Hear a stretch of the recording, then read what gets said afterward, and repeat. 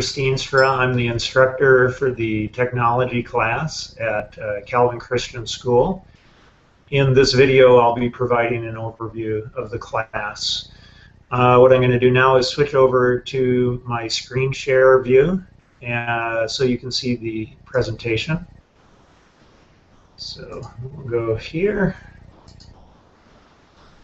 And here is the presentation. So as you can see, I'll be talking about the rationale, goals, outline, and rules for the class. One of the goals for my class, actually, that's not stated here, is to give the students as much time as possible to use the computers during class. And that's the reason I'm creating this video, so that the students can watch it outside of class, and while they are in class, then they'll have more time to use the computers. This sort of thing is sometimes referred to as flipping the classroom, and it's one of the newest ideas in education, really proving to be very effective. If you're a student in this class, just keep in mind you'll need to take a short quiz about this video after you view it, and the answers to the quiz, of course, will all be included in the video. Okay, so the rationale is really the reasons that we're requiring this technology class. And the first reason is that technology is an important part of God's world. God is the Lord of all things, including technology. This is part of the biblical worldview subscribed to by Calvin Christian School. Technology is a very significant part of our world and culture, and it is constantly changing and growing. Examples are abundant, from the way social media impacted the Middle East Arab Spring, to the multi-billion-dollar internet electronics industries, to the websites and Facebook accounts of our own churches. Students need to learn how to evaluate and respond to new technologies in light of God's lordship. Also, technology is a powerful tool for Christ-centered service. It's a tool that has been put into our hands by God. Technology is like a lever that enhances one's strength. It can enhance the amount of good or the amount of evil accomplished. Christian students need to learn how to use this technology to more effectively serve God and their neighbors, and they need to learn how to protect themselves and fight against those that use it for evil purposes. As Calvin Christian's mission statement says, this class will prepare students for a life of Christ-centered service. Next is that it will prepare students for college, the workplace, and lifelong learning. Higher education is currently being transformed by technology. Google the word MOOC, M-O-O-C, and you'll see what I mean. It stands for Massive Online Open Course, and they are currently being offered by the best universities and the best professors in the world, and they're free. It's also a given that the use of technology will continue to increase in the workplace. There's a famous quote by Richard Riley, who is the former Secretary of Education. And he estimated that the top 10 jobs in the year 2010 didn't even exist 2 years before that. He believes that we are currently preparing students for jobs that don't exist and using technologies that haven't been invented yet. So our students need to know how to be lifelong learners. Technology is relevant and engaging. It's an important and exciting part of the lives of young people today, and it's being used by our teachers to engage the students and to make the learning more relevant to them. So this class will prepare them to use the technology in their other classes here at Calvin Christian. Students need training to be Christian digital citizens, and a lot of churches and parents are actually not really well equipped to provide this training, as technology is always changing so rapidly. And in the meantime, the world of the internet and social media can be very dangerous, but it can also be a place to shine as Christians. So at some point, our children rather, are going to be exposed to this world, and they need to be prepared for that.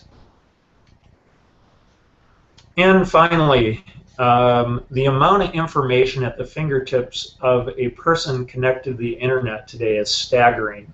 There has never been a time in all of human history when so much information was so readily available to our children. Being able to successfully navigate, gather, evaluate, and use this information while at the same time protecting ourselves from malware and inappropriate and misleading information is important to living effectively as Christians. So that's the rationale, and here are the goals of the class. First, critical thinking, problem solving, and decision making.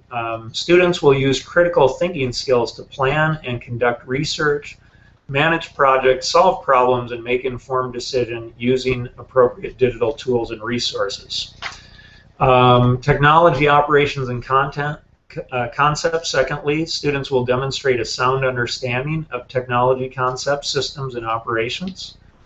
Thirdly, research and information fluency. Students will apply digital tools to gather, evaluate, and use information. Fourth, digital citizenship. Students will understand human, cultural, and societal issues related to technology and practice legal and Christian behavior. Fifth, communication and collaboration. Students will use digital media environments to communicate and work collaboratively, including at a distance, to support individual learning and contribute to the learning of others. And finally, six, creativity and innovation. Students will demonstrate creative thinking, construct knowledge, and develop innovative products and processes using technology. Okay, so that leads us to the course outline.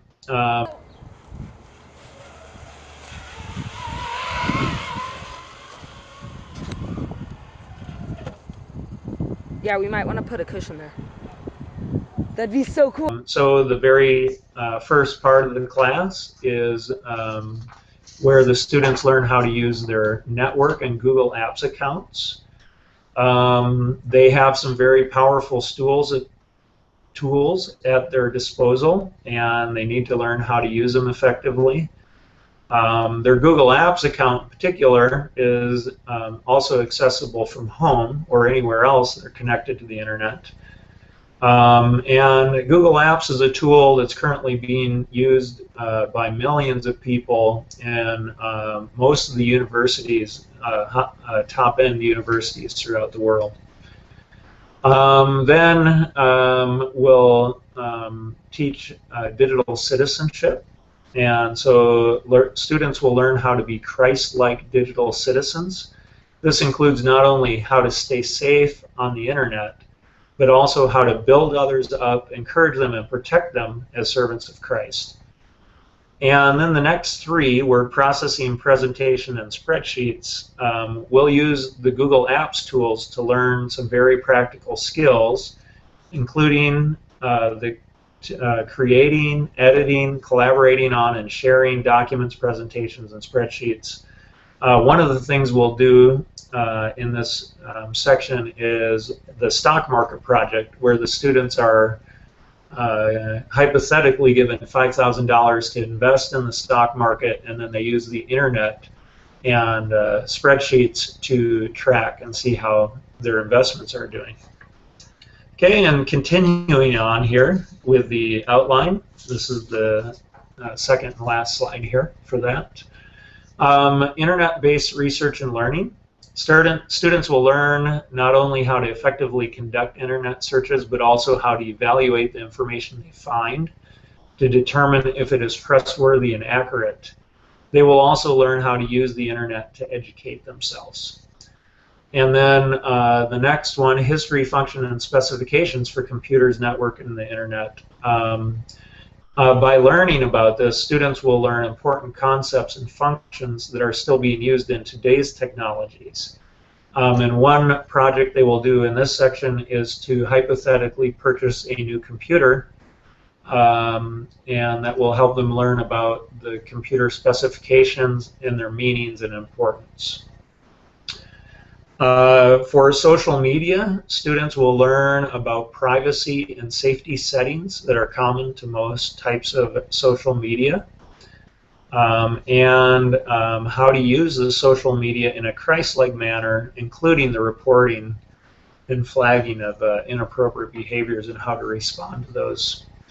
And then finally, students will do both photo and video creation, including editing and the sharing of those photos and videos. Okay, now moving on, there are some rules for all the students at Calvin that use the labs. First of all, it's just important to know that students aren't allowed in the computer lab at all without a supervisor being present. There's no eating, drinking, chewing gum in the lab. Keep the lab neat. Don't move any of the equipment or unplug any of the electronics, and just keep it neat and orderly. This year, students should be bringing their own headsets, which could include earbuds. Those would work fine. So they just need to remember to take those with them, or if they borrow some from the school, to put those away neatly, to push their chairs in and just make sure they clean up. And then after they leave, the lab will be locked. The students need to make sure that they shut down their computers before they leave. These things are never allowed, not only in the lab, but on any computer or device at Calvin Christian. Even some of these, well, presumably most of the parents wouldn't allow these from home either, but especially the first one's not allowed in any case, which is the accessing of another person's account. So that's taken very seriously. Never log in as anybody else but yourself. Okay, the next thing is accessing inappropriate materials. The school does have an internet filter that blocks most of those things, but it's not perfect, and there might be some ways around it, so students aren't allowed to try to access that. Of course, if it's done accidentally, it just needs to be reported immediately, and then that can be explained. They're never allowed to post inappropriate or unchristian content to the internet. They're not allowed to modify the computer system in a way with malicious intent, which means they're just trying to do something bad that's going to make things worse for other people because it's changed. That includes practical jokes on the computers. And if you do see anybody doing any of these things, you are obligated to report that. Okay, now there's a few things that are allowed, but you need permission. So there will be times when you can play games, but before you do, make sure you get permission. That's with any of these things, get permission first. Okay, chatting with other students, either with text or even with video, is okay with permission. Listening to music, watching videos, installing software. Sometimes you'll need to do that. You'll be instructed to do that, but don't normally do that. If you want to, make sure you ask permission. Accessing social networking sites and downloading large files. All right, so that's the overview of the class, and let me cut back in here to